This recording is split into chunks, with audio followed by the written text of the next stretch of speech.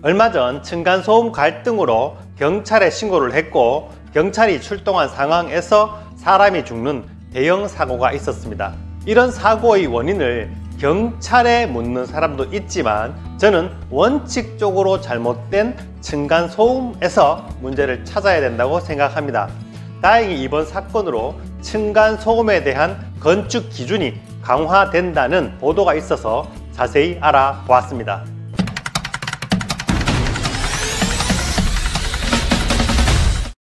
안녕하십니까. 친절한 생활 연구소 김도형 소장 김소장입니다.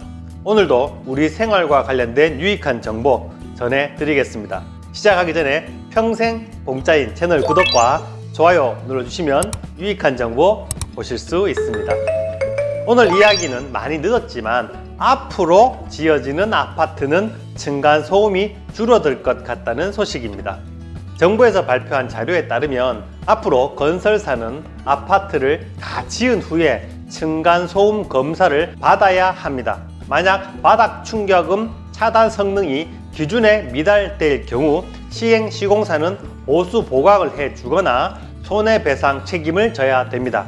구체적으로 말씀드리면 건설사는 시공 후에 국토부 장관이 지정한 바닥 충격음 성능 검사 기관으로부터 바닥 충격음 차단 성능 검사를 받아야 된다는 것입니다. 시공 후 실질적으로 정부에서 정한 층간소음 차단 성능 기준이 되는지 확인하겠다는 것이죠. 이 규정은 지금부터 6개월 후인 7월부터 사업 계획 승인을 신청하는 아파트부터 적용이 되어서 앞으로 2년, 3년 후에 입주 물량부터 적용이 된다고 보시면 됩니다. 지금까지 바닥 충격음 차단 성능을 인정받는 구조대로 시공하겠다는 신고를 하면 층간소음 시공을 마무리한 것으로 봤지만 사회적 문제가 계속 생기자 기준을 강화한 것이라고 보면 됩니다.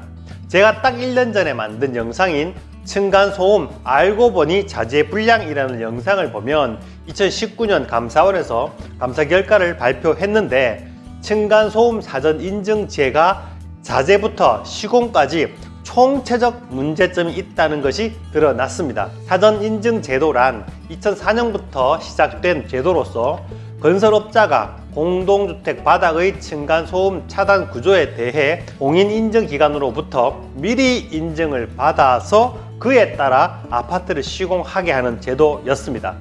하지만 2019년 감사원 감사 결과를 보면 대부분 업체가 사전 인증을 받을 때 제출한 실험체와 현장의 시공이 달랐고 심지어 소음 차단 성능 실험을 통과한 자재가 아닌 저렴한 다른 자재를 사용하여 시공을 하는 등 심각한 문제가 발견되었습니다. 당시 감사원 자료에 따르면 층간소음 사전 인증을 받은 수도권 소재 입주 예정 아파트 191곳의 층간소음을 측정했는데 놀랍게도 184세대 즉 96%가 사전 인증받은 등급보다 아래의 등급이 확인되었습니다. 이 중에 60%인 114가구는 최소 성능 기준에도 못 미치는 것으로 드러나 사전 인증 제도가 엉망이라는 것이 드러난 것입니다. 부실의 원인으로는 사전 인증을 맡고 있는 LH공사와 건설기술연구원에서 도면보다 두껍게 제작된 실험체를 갖고 와도 그대로 인정 시험을 해 주었고 처음부터 조작된 성적서를 보고 적정하다고 인정을 해주기도 했습니다. 또한 사실상 현장에서 사용하기 어려운 모르타르 배합을 조건으로 해서 합격시켜 준 경우도 있었습니다. 한마디로 LH공사와 건설기술연구원에서 가짜 합격증을 난발했다는 겁니다. 더불어 시공 현장도 엉망이었는데요. LH공사나 서울주택도시공사 줄여서 SH공사 같은 공공기관에서 시공한 공사 현장 126곳을 확인한 결과 88%에 해당하는 111개 현장이 시방서와 다르게 시공이 되어 층간소음 기준을 맞추지 못했으며 사전 인정을 받았던 바닥 구조재가 현장에 납품되지 않고 저품질의 다른 완충재가 시공된 것이 적발되기도 했습니다. 또한 현장 소장이나 공사 감독이 퇴직 직원의 부탁을 받고 성능 인증서가 아예 없는 바닥 부조 제품을 시공하기도 했고, 심지어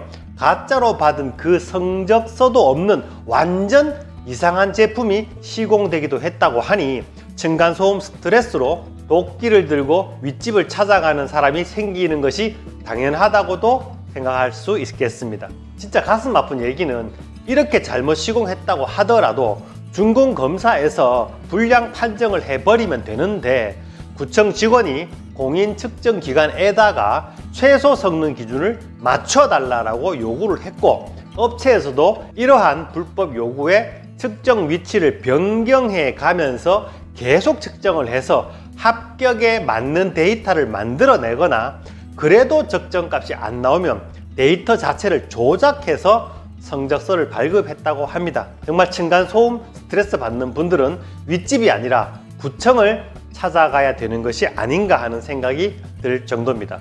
말하자면 소음 저감 자재를 검사하는 곳, 그리고 시공하는 곳, 그리고 시공 이후에 사용 검사를 하는 이 세 곳 모두가 제대로 일한 곳이 한 곳도 없어서 국민이 고통받고 있다는 얘기입니다. 이 세 곳 중에 한 곳이라도 정상적으로 작동을 했다면 국민이 칼 들고 도끼 들고 윗집에 찾아가는 일이 없었을 것이고, 그 칼에 찔려서 고통을 받으며 죽는 경우가 없었을 것입니다. 가장 안타까운 것은 2019년 감사원이 수도권 입주 예정 아파트 191세대를 조사하여 그 중에 96%가 기준 이하 등급을 받았는데 왜 점검한 아파트 명단을 발표하지 않았나 하는 부분입니다. 제 생각에는 어차피 국민의 세금으로 활동하는 감사원이 국민의 피해를 조사하기 위해서 조사를 했는데 위법이나 불법이 있는 것을 확인했다면 그 사실을 입주 당사자들에게 당연히 알려주어서 피해를 보상받게 하거나 건물을 보강할 수 있도록 해줘야 되는데, 함구함으로 인해서 우리 집이 기준에 맞는 집인지 아닌지도 모르고 책정된 분양가를 다 주고 입주한 시민들이 있고, 이 사람들이 바로 피해를 본 결과가 된 것입니다.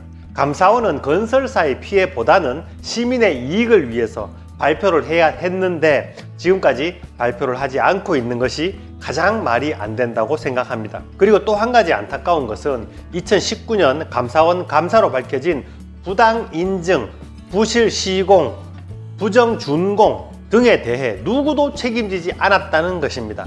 우리가 사전에 문제점을 알고 시정을 했으면 좋았겠지만 그러지 못해 사후에 알게 되었더라도 앞으로의 재발 방지를 위해서라도 문책과 배상이 있어야 되는데 아직까지 그런 뉴스는 들어보지 못했습니다. 사전인증 제도가 생긴 이후 17년간 전국에 지어진 아파트 입주민 모두가 잘못된 사전인증 제도의 피해자인데 누구도 책임지지 않는다는 것 또한 저는 절대로 그대로 넘겨서는 안 될 일이라고 생각합니다. 시민단체나 변호사 한 분이라도 나서서 고소인단을 만들면 수많은 사람들이 동조할 듯 한데 저만 이런 생각을 하는지 모르겠습니다. 아직도 매일매일 아파트 층간소음은 전 국민을 괴롭히고 있습니다. 이번에 사후검증 제도가 만들어졌다고 하니 앞으로 3년, 4년 후에 입주하는 아파트부터는 층간소음 없는 아파트가 되었으면 좋겠습니다. 오늘은 여기까지 하겠습니다. 궁금한 부분이 조금이라도 해결됐다면 좋아요 그리고 구독 눌러주시고요. 알람 설정까지 해주시면 감사합니다. 오늘 영상 여러분이 함께하는 밴드나 단톡방 또는 페이스북에 올려주시면 더욱 감사합니다. 지금까지 친절한 생활 연구소 김도형 소장 김소장이었습니다. 그럼 다음 영상에서 만나요. 감사합니다.